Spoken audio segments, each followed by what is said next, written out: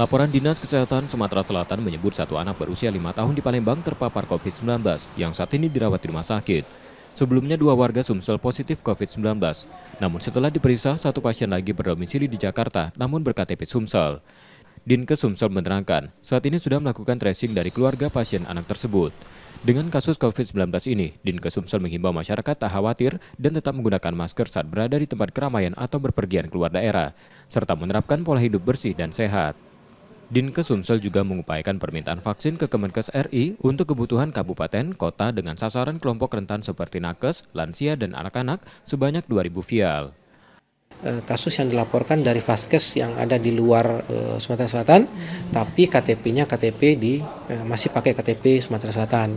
Jadi itu nanti akan kita keluarkan dari kasus Sumatera Selatan. Tentu kita harapkan pertama dengan meningkatnya kasus COVID ini, ada lonjakan kasus COVID ini kepada masyarakat, tentu kami harapkan kembali kita upayakan untuk menerapkan protokol kesehatan, ya minimal memakai masker ya jika di tempat-tempat keramaian, atau juga memakai masker jika memang kondisinya kurang sehat.